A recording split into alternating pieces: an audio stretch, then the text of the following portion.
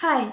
I had prepared in just 1 month, traveled to another country to take the Ielts test, and in July 2025 I received an 8.0 on my test. And for this video I have gathered all the 26 pieces of advice I wish I received before my test. And I believe that absolutely everyone taking the Ielts test should know this. Some of this advice is just something I wish I knew earlier, however the vast majority of the things I will say are my own conclusions, so stay tuned. I aim to make this video as succinct and packed with value as possible, so every single piece of advice I will give is completely crucial, so do not skip anything and watch till the very end. And before we start, I'd like to thank the person who requested this video after seeing my video about my preparation. So, let's get started.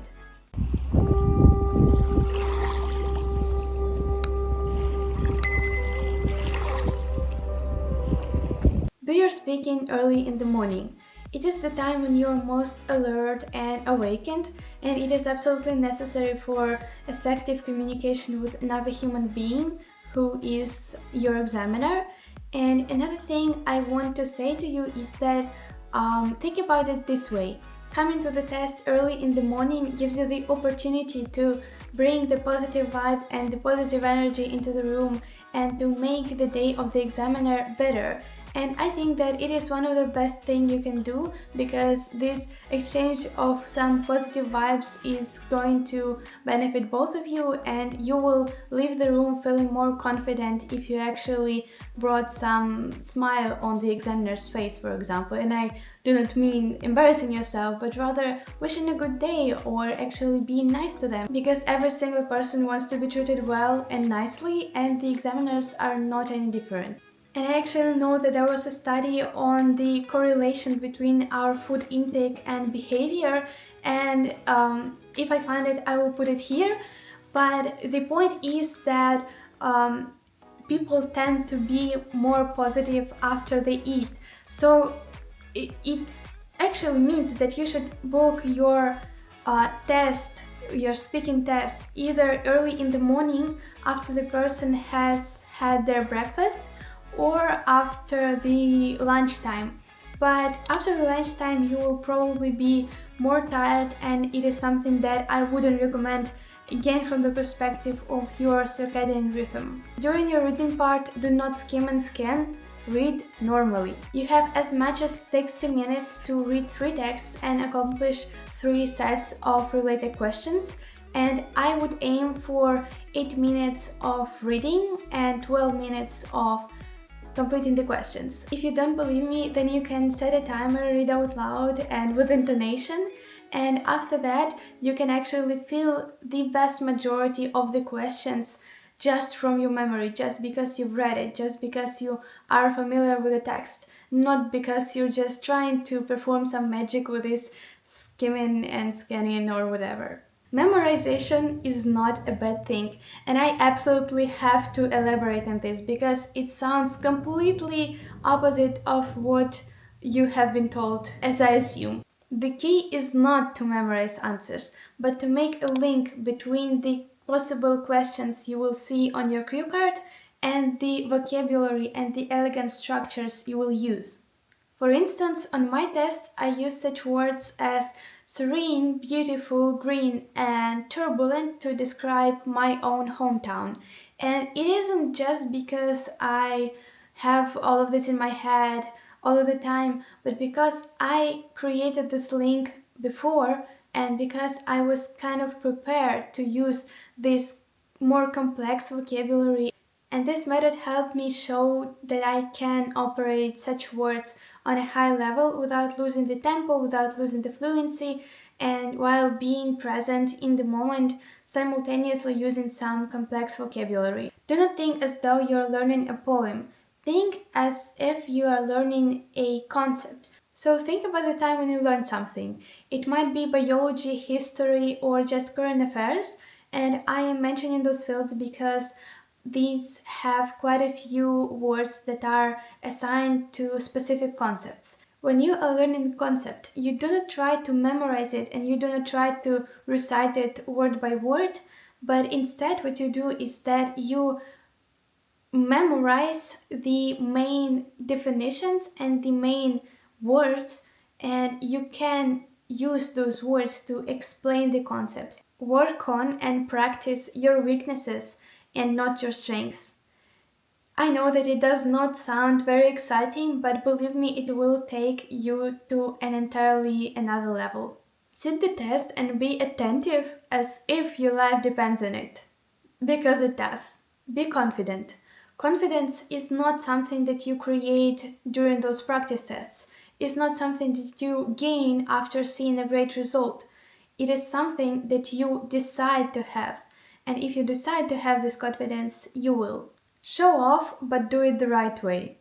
You can absolutely use the tactic of memorization I gave to you, and using those fancy words and structures, you can actually show your real level, show the depth and the width of your English level and the English capacity that you have. So it is something that, if you do not show it, how else should the person actually understand it? And again, you should not memorize any answers, but you should try to perform at your highest level possible. And you do that by incorporating the high level vocabulary into your speech. Perhaps the fanciest word I used on my test was ambivalent, but it was absolutely related to what I was saying, and you should absolutely not use those fancy words out of context because it will absolutely kill your score. But if you are using those in the right situation and if you know how to use them, then why not? Why not show that you are actually that good, you are that capable, and you can absolutely show this by using those higher level words. Your looks on the test, they matter. And probably not in the way that you think, but in the two ways I will explain just in a second. So the first side of your looks is going to be your confidence, because you can actually dress to feel more confidently and to feel more ready for the test, for meeting the examiner, for meeting all those new people. And what I would recommend is that you dress as a person who already studies in the English country of your choice. And I think that it is extremely empowering and it gives you such, actually, it gives you the faith and the power to move through this day and actually do your best and be quite grounded at the same time. And the second side of your looks is the non-verbal impression that you convey, and I believe that it is absolutely important as many other ways you create this impression. If you have the opportunity to create a good one, then why not use it? It is the opportunity to show that you are stylish and you can be well dressed, that you are clean and you can take care of yourself, and all those good things, they really do have a good impression on a person. Speak naturally in terms of your emotions and gestures. And while these are not graded at all, I'm saying this because your gestures might actually make you feel more confident and grounded. And expressing your emotions will make you feel more human and more connected with the people around you. And it is just a good feeling, so why would you miss that? Be nice to the people around you. And I do not mean just the examiner, but also the other people, the staff of the center, the other examinees, because these little interactions and these little smiles is something that will make this day much more positive for yourself and for the other people. So it is something that you should absolutely do. And they are probably from very different countries, and it is also a good opportunity to make some long-lasting friendships because quite obviously it is such a hard time for everybody and it is a very good time to make a friend. Don't book your test in an English-speaking country unless you're living there now. And it is something that I see many people do, probably because they assume that it will not differ from their country or from their nearest country. But indeed, I would say that it does because, most of the people who are taking the IELTS test in England, for example, they probably are students in England or they live there for some other reasons. And they will evidently have a much better level of English than another person who comes from abroad and it is just not something that you want to put yourself through. Because frankly, I believe that the bar in English-speaking countries is raised so high that I wouldn't really want to go there just to take the IELTS test. Again, if you are living there, that it is not going to be a problem for you, but if you don't have the practice and if you don't have the habit of constant interaction in English, then you should absolutely not do this and not sabotage your own practice and your own preparation. Eat good food, have some good sleep, and exercise. These are the pillars that your body needs to function and feel well. Don't get nervous. Live this day as much as you can. You do everything much better if you are relaxed and happy.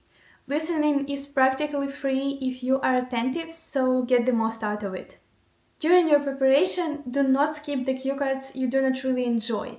And it is something I did because I just did not know what to say. I didn't have much to talk about and I thought that, oh, maybe later I would practice, but it never actually happened. I did not get back to this cue card and I actually get a cue card I hadn't practiced, which was quite surprising and it was not the most pleasant part. But actually, I made it through. To eliminate this possibility, you shouldn't skip, you should just practice whatever lands in your hands. On your listening, reading, and writing block, wear something absolutely comfortable. Personally, I wore a loose shirt and pants, and it was a perfect choice because it was summer, it was quite hot, and it is something that absolutely did not restrict my movement. And you know, in these circumstances, your clothing should absolutely not be, you shouldn't really feel it much. Wear something that does not make you think about it because your objective should be completing the test. And actually, just to relieve you, I'll say that during this vlog you are probably not going to get photographed or anything, so you shouldn't really be focused on your clothing at all. And for this vlog you should bring water, your passport, the paper you will receive, and a set of 2 most comfy and favorite pants. Do not practice on the test day unless you're just speaking and warming yourself up. If you come across a new word before your test, and especially if you see it frequently, then look it up. It is a long way of saying write down your new words. It is something that no one wants to hear, but it has helped me and it will definitely help you. There's one tip in the end of this video that is linked to this one, so stay tuned. The absolute best way to improve reading is to read, and the same goes for the 3 other skills. And if you feel uncomfortable or frustrated at the opportunity and at the task of immersing yourself into more English, then you should certainly consider the reason and the motivation behind why you are taking this test. Because if you truly belong in an environment that is English speaking, English should feel like a blessing and like an absolute delight, and not as a chore, not as something you would do solely for the test. There are myriads of different opinions by English teachers, IELTS coaches, and examinees. And by now you have probably come across someone telling something like, oh, this sneaky IELTS teacher, they are lying and they are telling you to do that and you should never ever do that. And I'm not going to tell you this. I say do whatever works for you. Take what resonates and leave what doesn't. Take what works and leave what doesn't. And in some cases I learned certain things differently than you do. And this is okay. For instance, some English teachers say that you should prioritize simplicity. And while I understand this, I think that this mostly implies to the people who have intermediate level of English, because at this level you mostly want to just communicate your point without any grammatical mistakes, and you want to actually you want to just be clear. And it is probably something that you should be aiming for. But if you have a higher level or you want to make your speech fancier, there's nothing criminal about that. And actually, the people who receive those higher marks are not the people who are just being simple. They're using some more complex constructions and complex structures and vocabulary. What I'm saying is that if your English has some recurring mistakes, for example, you forget to put an S in has, then you should actually focus on simplicity and quality over some fancy words and structures, and you just want to be as clear as possible. But in other cases, it will not be so. Do not be too hard on yourself. It is just a number and it does not define you. Everyone has bad and good days, and IELTS is a test that, it is influenced by many factors, and some of them are not even in your sphere of influence, and it is absolutely okay. Sometimes there will be days when your marks for the practice test will be lower than your expectations, and that is absolutely normal too. Now, another one is actually a life lesson, and it is something that I've realized recently, and it's something that can be applied beyond just the IELTS, quite obviously, but I want to tell you this. Learn to recognize the truth and accept and admit the fact that you see it. What do I mean by that? Well, when I said that you should write the new words, your reaction was probably rolling your eyes and being like, oh, I don't want this, it's not enjoyable. And I realized that this is the exact reaction I have when I actually subtly agree with something. So if I have this reaction, right now I will just stop for a few seconds and I will think, and after those few seconds I will realize that, well, actually, I absolutely agree with this statement, and I just didn't want to admit it to myself. Train at a slightly higher level. It will not feel comfortable at first, but then you will get to it and your brain will adapt. After the test, think about your minimum possible score. It is something that made me delighted and actually less nervous, and I believe that it will make you feel this way too. Because actually, if you try to think about it, if you try to, recall what you said, what you did, and you will probably realize that, oh, like, I probably have the score that I need. And when I was going to my hometown during the night at a train, everyone was asleep, and I was thinking and probably overthinking my test, and I was trying to guess my score. And what I thought is that, wait, like, actually, it is my baseline needed, absolutely required score, like 100%, and it is 100% more than that. So at that point, I started to worry less, and I believe that it will happen this way for you too. I accidentally skipped a few tips, so I'm going to share them in this format. I really hope you do not mind it. So before your test day, find your test center. It actually might be two places, and it is completely normal, just be aware of that. And generally, you should limit the number of tasks and decisions you have to make this day.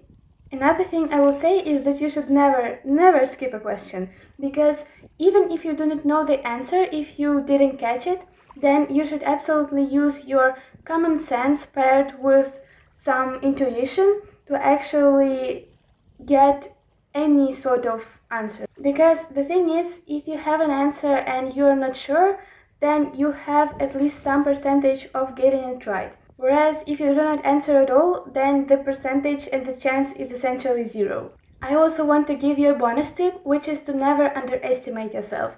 You are most probably much more capable than you think, and it is a very destructive thing to think of yourself as less. So never do that, and always know your capacity, always know how capable you are, and you are actually a lot more capable than you think. This was it, guys.